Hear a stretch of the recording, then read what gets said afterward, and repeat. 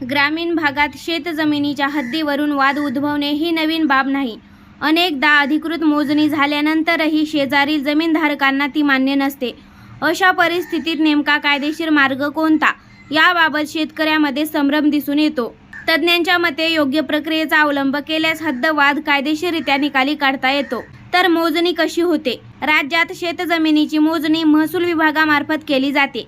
तलाठी, मंडळ अधिकारी किंवा अधिकृत सर्वेक्षक यांच्या उपस्थितीत सीमारेषा निश्चित केली जाते. 7/12 उतारा, फेरफार नोंदी, जुने नकाशे आणि मोजणी नोंदवही यांच्या आधारे हद्द ठरवली जाते. मोजणी दरम्यान दोन्ही पक्षांना उपस्थित राहण्याची संधी दिली जाते. मोजणी मान्य नसल्यास पहिला टप्पा. जर एखाद्या जमीनधारकाला मोजणीबाबत आक्षेप असेल तर संबंधित तहसील कार्यालयात लेखी हरकतीचा अर्ज करता येतो. मोजणी अहवालात त्रुटी असल्याचा संशय असल्यास पुनर्मोजणीची मागणी करता येते. यासाठी ठराविक कालावधीत अर्ज करणे आवश्यक असते.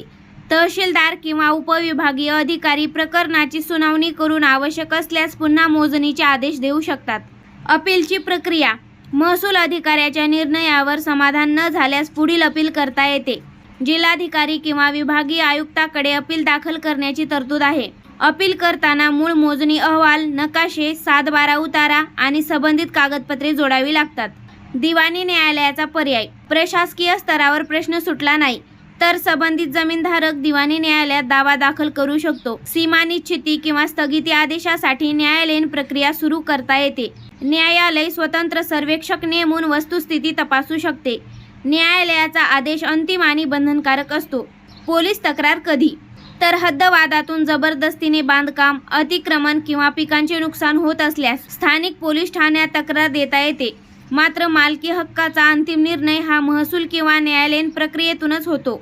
दस्तऐवजांची तपासणी महत्त्वाची. तज्ज्ञांच्या मते वाद टाळण्यासाठी शेतकऱ्यांनी आपले 7/12, फेरफार नोंदी आणि जुने नकाशे अद्ययावत ठेवणे आवश्यक आहे. डिजिटल नकाशे आणि भू अभिलेख प्रणालीमुळे अचूक माहिती मिळणे सोपे झाले आहे. व्यवहार करताना नोंदणीकृत दस्तऐवज आणि मोजणी अहवालाची पडताळणी करणे गरजेचे आहे. तर दिलेली माहिती कशी वाटली कमेंट करून नक्की सांगा व चॅनलला सबस्क्राईब करा. धन्यवाद.